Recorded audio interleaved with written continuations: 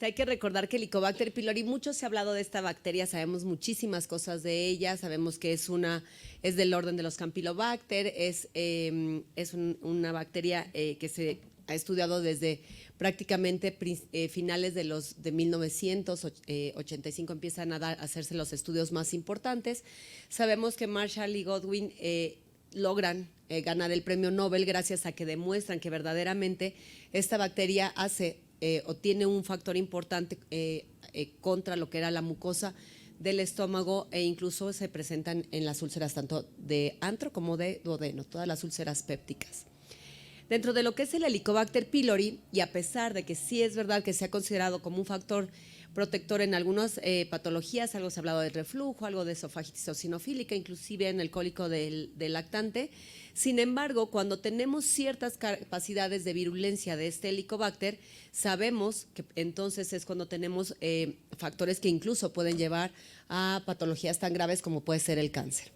En el caso del Helicobacter tiene una adherencia muy rápida a todo lo que son las paredes, se une muy fácilmente a las células epiteliales y lo más importante es que logra evadir la respuesta inmunológica. Es decir, a través de esa capacidad helicoidal, a través de esos flagelos, a través de esconderse en un medio determinado, entonces es difícil que el organismo que lo tiene lo capte y entonces empiece a actuar como un antígeno o como algo extraño dentro del cuerpo.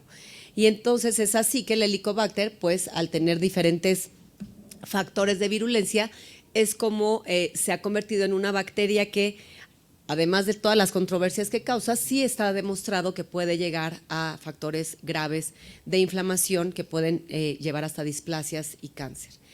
Uno de los factores de virulencia que es más interesante dentro de esta bacteria pues es la presencia de la ureasa, esta enzima que tiene y que le permite justamente utilizar el amonio y entonces convertir hacia amoníaco y hacia CO2, lo cual le va a permitir tener como una especie de hábitat especial en donde el ácido del estómago no lo va a atacar. Sabemos que prácticamente ninguna bacteria puede vivir en un ácido de 2, de 3, pero ella logra meterse de tal forma que sí permite esta capacidad.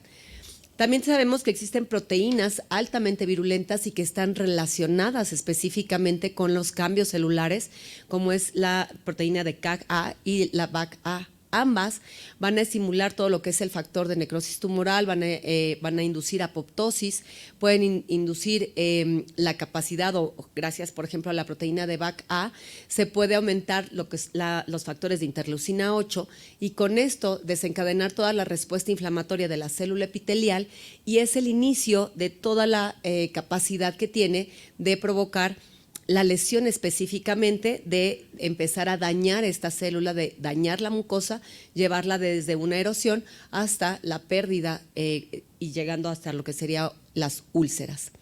Entonces, todos estos factores de virulencia nos permiten entender cómo es que el Helicobacter pylori verdaderamente puede llegar hasta la capa mucosa del estómago, le permite esa capa mucosa resistir de primera intención lo que es el ácido y entonces se va llegando hasta lo que es la capa epitelial y de ahí justamente formando con esta capacidad de la ureasa, entonces crea su ambiente alcalino para que nadie lo moleste y entonces empieza a iniciar lo que es el foco de infección, empieza a proliferar, empieza a invadir y entonces causa la lesión directa, la inflamación, la muerte celular, la presencia de erosiones, la presencia de algunas, hacia adelante por favor, la presencia de algunas lesiones específicas en la mucosa.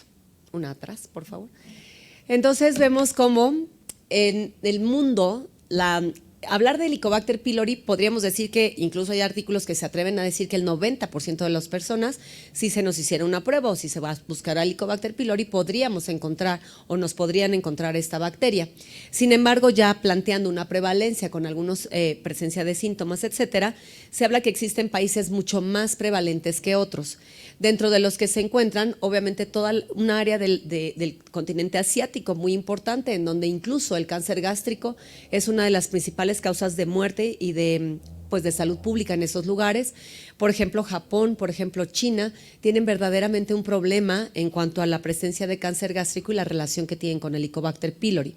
En nuestra región, digamos México, Latinoamérica, tenemos países en donde estamos con una prevalencia alta y otros con prevalencias muy altas. Por ejemplo, se habla que algunos países en Centroamérica, el problema es que no se tienen claras estas prevalencias, pero se habla que algunos de estos países pueden llegar a tener prevalencias por arriba del 70%. Países como Ecuador, por ejemplo, como Brasil, como Chile, mencionan que sus prevalencias son mucho más altas que en algunos otros lugares, como podría ser Panamá, por ejemplo, Argentina, en donde la prevalencia se ha demostrado como algo más bajo.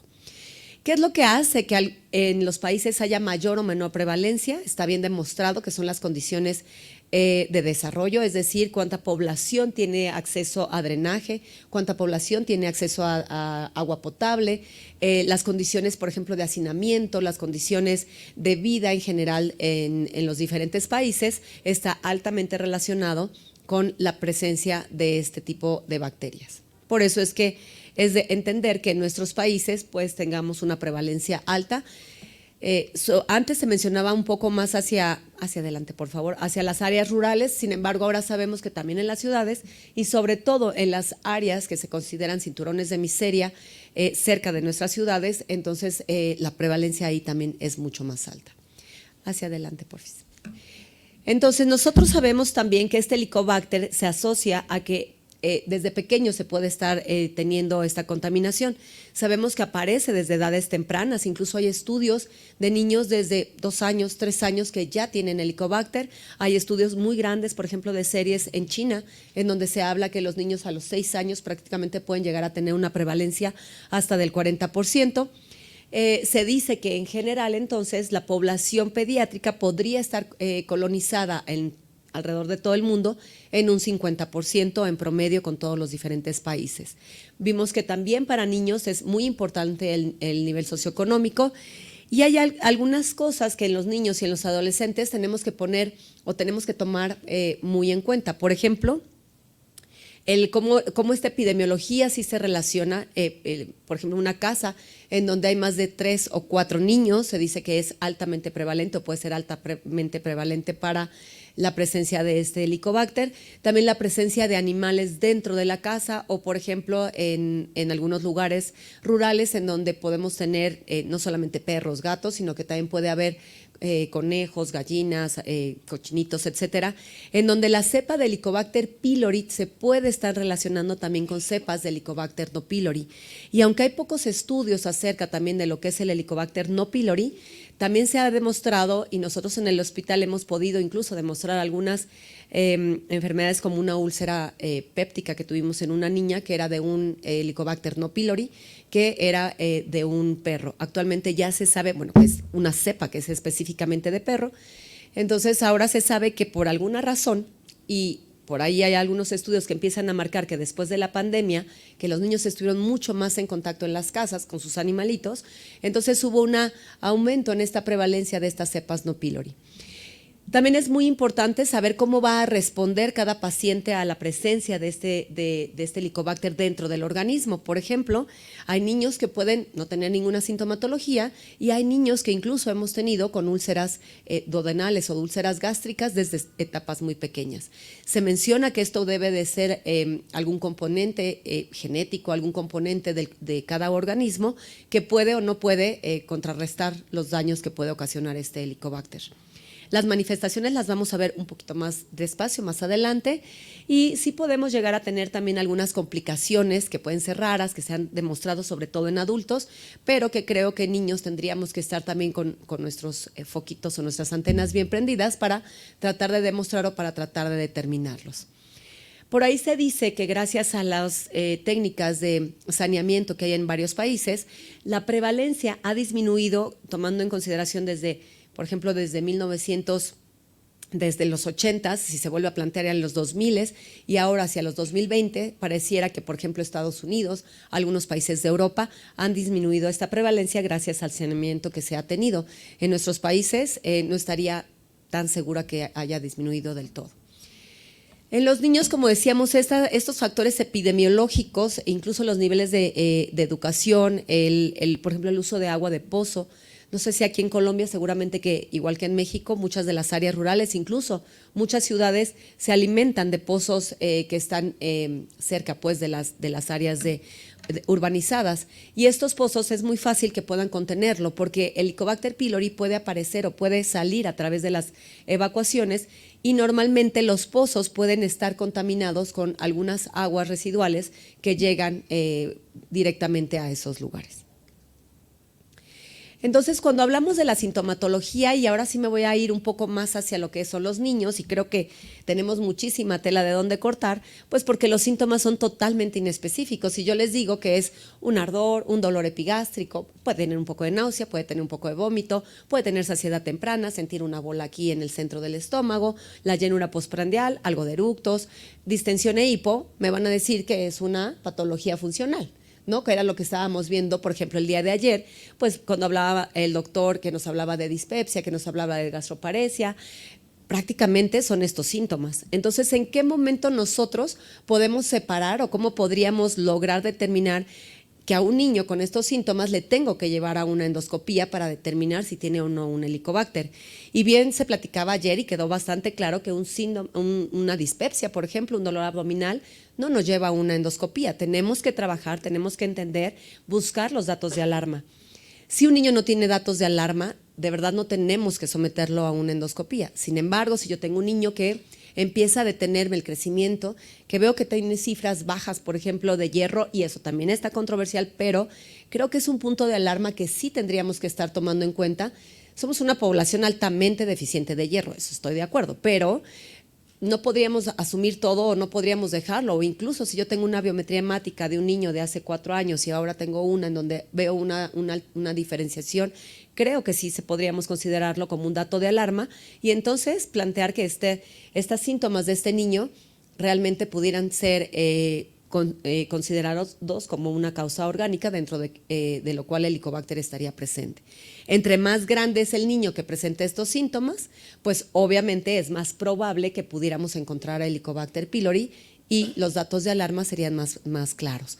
Por ejemplo, un adolescente que nos dice que se despierta por las noches con esta sensación, eso ya no nos habla tanto de un dolor funcional, sino que más bien podría entrar a algo patológico o un dato de alarma. Entonces, sí tenemos que ser muy cuidadosos en interrogar, en ver qué tanto ha afectado estos síntomas al niño, ver qué tanto, por ejemplo, si vemos que es un niño muy ansioso, que es un niño que no está durmiendo bien, pensamos más hacia algo funcional. Pero si vemos que es un niño que pues había estado bien y no sé, tal vez hace un mes empieza con síntomas muy claros y muy fuertes, bueno, podríamos hablar de que hubo una contaminación. Entonces, los síntomas de alarma es nuestro primer pivote para decidir estudiar a un niño acerca del Helicobacter pylori. Sabemos que las manifestaciones claras o los datos clínicos claros, que no nos queda gran duda de que puede ser, pues son todas las gastritis, por ejemplo, el entrar con el endoscopio, ver erosiones en la pared del estómago, la presencia de úlceras pépticas, que en adultos se reporta más la presencia de úlcera en duodeno, sin embargo en niños la verdad es que no hay mucha diferenciación entre encontrar una úlcera gástrica o una úlcera duodenal asociada al Helicobacter pylori. También hay que recordar, por ejemplo, que todas estas lesiones de erosión nos pueden hacer sospecharlo. Aquí tendríamos que tener un poquito de dudas cuando vemos nodularidad. Cuando se habla de nodularidad, que entramos a la endoscopía, vemos el estómago con estos datos, se dice que puede o no estar relacionado, que puede o no darse el tratamiento, es controversial también, pero yo creo que ahí hay que individualizar específicamente al paciente, hablar con los padres y demás. Lo que es un hecho es que el cáncer gástrico cuando nosotros tenemos un helicobacter o está asociado hasta en seis veces, es decir, tiene un factor de riesgo de 6 veces para poder padecer cáncer gástrico. Esto no es común en niños, no encontramos un niño con cáncer gástrico. Sin embargo, por ejemplo, en países donde la prevalencia de cáncer gástrico es muy alta, como les comentaba en países como Irán, Irak, etcétera, ellos mismos al encontrar Helicobacter pylori en niños, por ejemplo, de secundaria, consideran ya un tamizaje general para toda la población de secundaria, les hacen antígenos, por ejemplo, en orina, y si salen positivos entran a endoscopía. ¿Por qué? Porque ellos saben que esta población es altamente susceptible a cáncer y entonces, bueno, ellos tienen esa forma de acción. Nosotros, aunque por ejemplo, en México el cáncer gástrico no es tan prevalente, sí tenemos algo de función. No es que vamos a tratar a todos los niños que tengan Helicobacter pylori como lo pueden hacer en algunos países de Asia, pero solamente vamos a tener ese punto como un dato de alarma, y sobre todo si en la familia de ese niño hay cáncer gástrico demostrado, o que haya habido familiares directos que lo hayan tenido, si es un paciente que necesita seguimiento y necesita, si encontramos manifestaciones como erosiones, un tratamiento específico. La OMS lo ha considerado, Helicobacter pylori, como un factor carcinógeno de tipo 1. Lo que es un hecho es que cuando nosotros encontramos a Helicobacter pylori, la mayoría de las biopsias, incluso hay reportes de entre el 90 y el 100% de las biopsias, se van a reportar como gastritis crónicas. Es decir, el hecho de que esté la bacteria ahí va a condicionar ciertas condiciones en las células de la mucosa que nos van a hacer sospechar a través de patología gastritis crónica. Entonces, aunque encontremos esa gastritis crónica, si fue un hallazgo, si no hay síntomas, lo dejamos solamente como un dato en el antecedente, pero no tendríamos que hacer nada. Solamente se busca la erradicación cuando ya hablamos de que se encuentran las manifestaciones, que observo algunas lesiones dentro de la mucosa, y en los casos donde hay familiares directos con cáncer. Desgraciadamente no se encuentra en este momento con biomarcadores que nos diga cuáles de estos pacientes van a progresar hacia cáncer gástrico. Entonces, realmente el dejar a los niños sin tratamiento, sabemos que está ahí el Helicobacter pylori, sabemos que puede ayudar en otras patologías, principalmente de tipo alérgico, pero sabemos también que puede haber algún grupo de pacientes que pudieran progresar a lesiones de displasia. Es importante también hablar un poquito de otras manifestaciones del Helicobacter pylori. Para hablar de otras manifestaciones, difícilmente lo vamos a encontrar en artículos que hablen sobre niños. Más lo vamos a encontrar en artículos que hablan en adultos, que nos hablan incluso, por ejemplo, de las alteraciones digestivas. Se parecen mucho, son muy similares. Claro que ellos tienen mucho más prevalencia de cáncer, sobre todo en población por arriba de los 50 años de edad. En la mayoría de los países del mundo se empiezan a hacer tamizajes en pacientes que tienen Helicobacter pylori. Se ha asociado, por ejemplo, con pacientes de aterosclerosis, porque se menciona que parte de esta interleucina 8, que es capaz de producir el Helicobacter pylori, puede entrar al torrente sanguíneo y desencadenar otras respuestas inflamatorias, incluso en el endotelio vascular. Y ese endotelio vascular puede condicionar o puede ser un factor predisponente a pacientes que pueden llegar a tener estas lesiones a ese nivel. De las enfermedades hematológicas que se habían hablado, se habla de la anemia ferropénica. Los adultos lo consideran un factor mucho más claro. Nosotros en los niños no lo consideramos de tal grado, porque podría ser que es una infección junto con lo que es la anemia ferropénica. Incluso en algunos países europeos no consideran necesario un niño que llega con anemia ferropénica a hacer estudio de Helicobacter, no está considerado, no es una indicación, pero los adultos sí lo tienen como un punto más de datos de alarma, igual que el déficit de vitamina B12, igual que, por ejemplo, el cáncer de colon. Incluso se relaciona igual otra vez esta respuesta inflamatoria desde la mucosa gástrica, que puede tocar o puede tener unos objetivos específicos en algunas partes del colon. También es muy importante mencionar que en las últimas tesis o algunas otras hipótesis que se han tenido en adultos es relacionarlo, por ejemplo, con enfermedad de Parkinson, y también relacionarlo con Alzheimer, y también relacionarlo con algunas lesiones pancreáticas. Incluso hay datos como las vesículas del Helicobacter pueden lesionar partes específicas del páncreas y provocar en algunos adultos datos de diabetes. Nada de esto se ha demostrado en niños, nada de esto existe publicado en niños, la mayoría son hipótesis, pero creo que son interesantes que las conozcamos, porque pues podremos relacionarlos en algún momento con algunos adolescentes. Por ejemplo, ¿por qué con la anemia ferropénica se relaciona? Existen teorías muy bien demostradas en donde no solamente es lo que se pensaba al inicio, que al provocar erosiones, al provocar pequeñas lesiones en la mucosa, había microsangrados y esto disminuía la cantidad de hierro que podía utilizar el paciente. Esa era la teoría más fácil. Sin embargo, ahora se sabe que la presencia de Helicobacter pylori disminuye la presencia de ácido ascórbico dentro de lo que es el sistema digestivo, puede provocar la hipocloridria, de la que ya estábamos mencionando, Y todo esto va a hacer que de alguna forma se compita con lo que es la absorción del hierro, con lo que es la capacidad de captación de hierro, y el mismo Helicobacter puede competir o necesita hierro para vivir y puede competir tomando algunas de estas fracciones de hierro y quedándoselas él directamente. Todos estos, como les menciono, son teorías, pero de forma importante se han podido demostrar en cada uno de los pacientes, como les mencionaba, principalmente en adultos. En cuanto a lo que es la vitamina B12, también hay datos ya claros o que se puede plantear como en pacientes que ya presentan obviamente lo que es la atrofia gástrica, pues definitivamente va a haber disminución de lo que es el factor intrínseco, por lo tanto va a haber disminución de la producción de cloro y esto nos va a llevar a que obviamente hay una disminución en la absorción de esta vitamina. También al haber un aumento en la colonización de todo el estómago, se menciona que puede provocar esta deficiencia. De esta forma tendríamos dos mecanismos que nos llevarían a disminuir la presencia de hemoglobina o la dificultad para pues formar adecuadamente los niveles de hemoglobina en la sangre del ser humano. Yéndonos directamente hacia el diagnóstico y claro, pues habiendo entendido todo lo que significa, todas las controversias que hay, pues nos queda clarísimo que el diagnóstico es muy difícil. Es muy difícil en el sentido de que a pesar de que hay muchas guías, a pesar de que hay muchas opciones para determinar cómo se debe de hacer, tendríamos que plantear cuáles serían los ideales. Se habla, por ejemplo, de la determinación de antígeno fecal como parte de los estudios no invasivos. Se habla también, por ejemplo, de hacer urea marcada, carbono 13, carbono 14. Ahorita vamos a hablar un poquito sobre todo de estas dos. Se habla de anticuerpos en sangre, anticuerpos en orina y anticuerpos en saliva. Los anticuerpos en saliva son los que menos se recomiendan debido a que en la boca podemos tener algunas otras bacterias que pueden también formar ureasa y entonces pueden confundir estos anticuerpos, entonces no es de los más recomendables. Los anticuerpos en orina se recomiendan sobre todo en lugares de alta prevalencia de cáncer gástrico como parte de un tamizaje, sobre todo en poblaciones más jóvenes, como les decía, escuelas secundarias y preparatorias.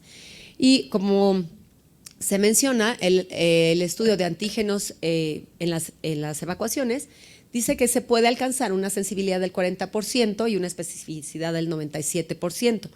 Sin embargo, es muy importante que se eviten los antibióticos durante 4 semanas, o sea, antes de 4 semanas de tomar estos antígenos, el paciente no debe haber tomado ningún tipo de antibiótico y tampoco ningún inhibidor de bomba de protones. Y eso es difícil porque estos pacientes que presentan esta sintomatología normalmente están tomando inhibidores de bomba de protones.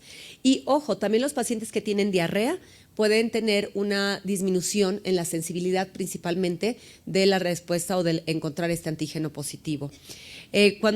Cochrane hizo una revisión muy interesante en el 2021, la presentan más o menos alrededor del 2021, en donde se menciona que realmente el antígeno puede testear adecuadamente en un tamizaje a través de las evacuaciones, siguiendo claramente las 2 semanas sin inhibidor de bomba de protones y las 4 semanas sin antibióticos y que no tenga diarrea.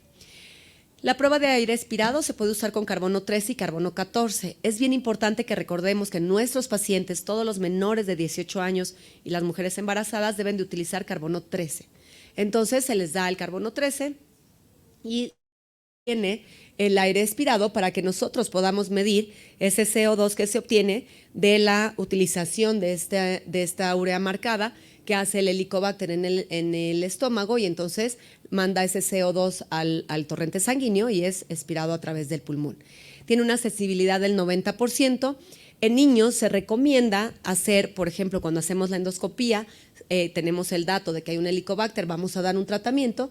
Si la prueba es positiva, entonces podemos utilizarlo para determinar si hay erradicación. ¿Por qué no se puede usar nada más como, a ver, vamos a hacer, si tienes dispepsia, yo te hago el estudio, pueden salir? Porque existen muchas bacterias que pudieran darnos falsos positivos y entre ellas está el Staphylococcus aureus, que es una bacteria que es frecuente encontrar en los niños y entonces no se recomienda como diagnóstico específico, es decir, solamente puede utilizarse como posibilidad de no volver a hacer una endoscopía y después del tratamiento volverla a hacer. Si sale negativa, podríamos plantear que el paciente erradicó el Helicobacter pylori. Dentro de las pruebas que ya son invasivas, tenemos una prueba rápida de ureasa, que es una prueba muy rápida, es fácil.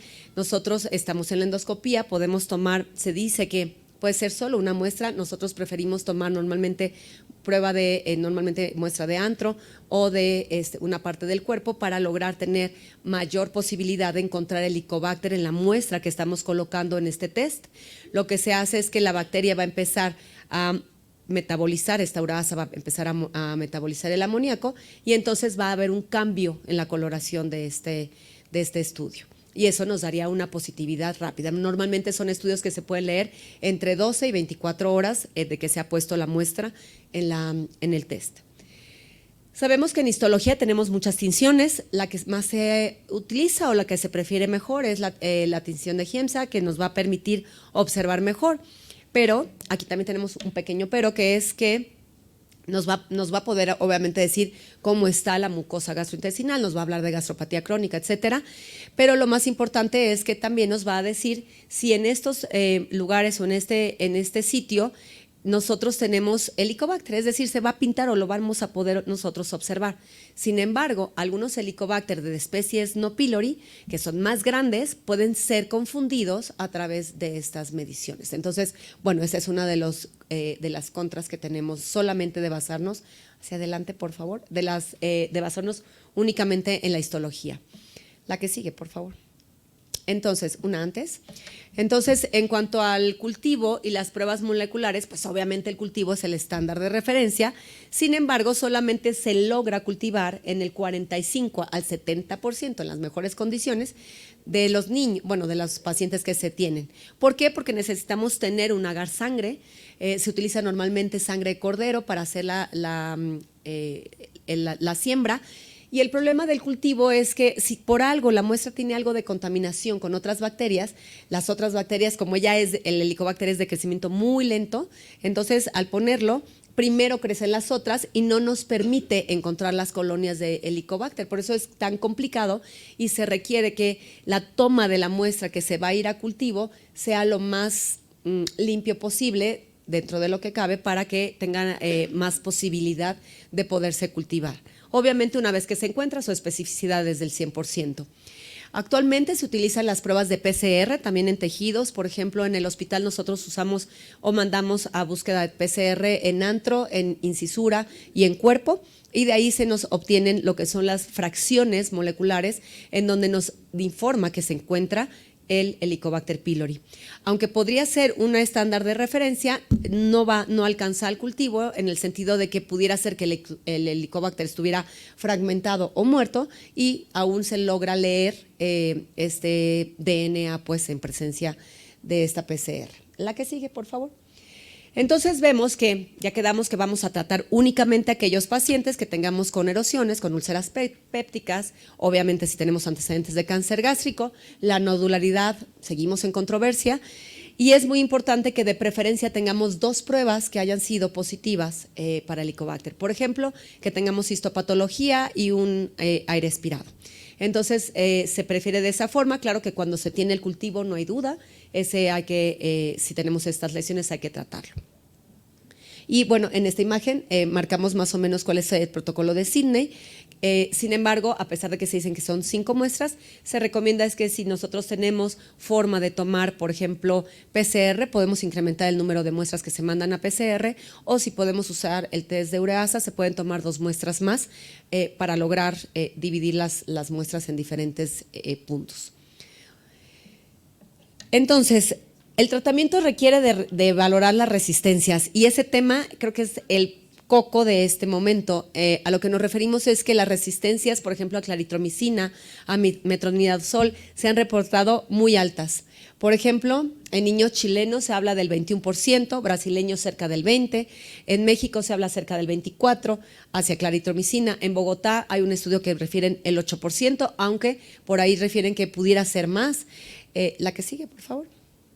Y entonces vamos viendo que de acuerdo a estas resistencias, en el documento que se hizo de la adaptación de Naspagan y Espagan por parte del Aspagan, se habla de esta posibilidad de tratamiento, en donde, bueno, si sabemos que somos más resistentes a claritromicina, podemos cambiar por metronidazol, pero si se considera que hay más resistencia a metronidazol, existen otras formas de tratamiento. Y esto depende de los niños que sean mayores o menores de 8 años, sobre todo por el uso de la tetraciclina. Ahorita vamos a volver a presentar esta gráfica, la que sigue, por favor. Entonces, fíjense cómo ya existe alarma, o sea, ya los artículos hablan de que aguas, ¿no? O sea, tenemos una resistencia al Helicobacter, incluso en niños de 6 años de edad, o cerca de los 6 años de edad. Entonces, imagínense la gravedad de que si a los 6 años en un país con alta prevalencia de cáncer gástrico existen estas resistencias, ¿cómo vamos a hacer para matar a este animalito? También se habla, por ejemplo, este es el artículo de Brasil, en donde se menciona la alta resistencia tanto a claritromicina como a metronidazol. En el artículo de abajo, en Estados Unidos, a pesar de que su prevalencia es baja, también han encontrado una fuerte resistencia a antibióticos. Pareciera que claritromicina y metronidazol ya no van a ser de primera elección. De hecho, para adultos, las guías actuales de adultos prácticamente retiran hacia claritromicina y metronidazol y colocan otros esquemas cuádruples mucho más severos, por lo menos para algunos países, por ejemplo, como México. La que sigue, por favor.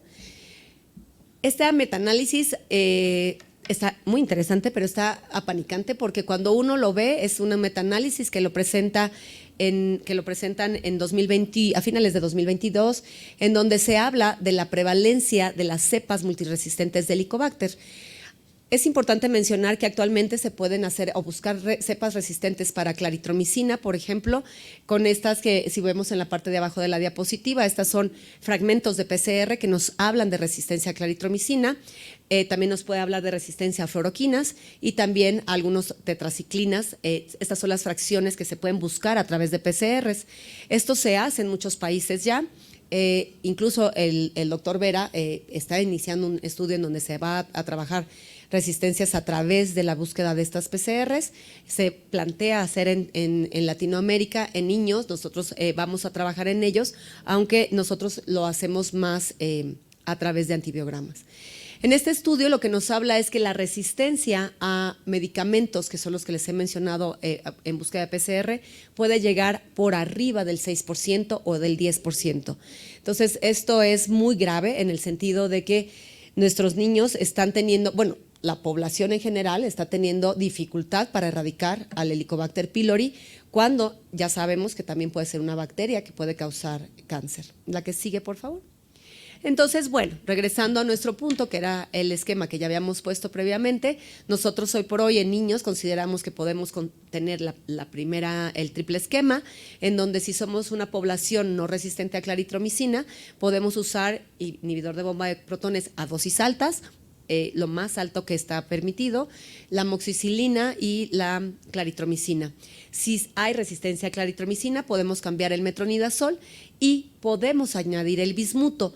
No sé en Colombia, pero por ejemplo en muchos países de Latinoamérica el bismuto viene acompañado de una pequeña porción de ácido acetil salicílico, lo cual nos impide dárselos o no está recomendado dárselo a niños menores de 12 años.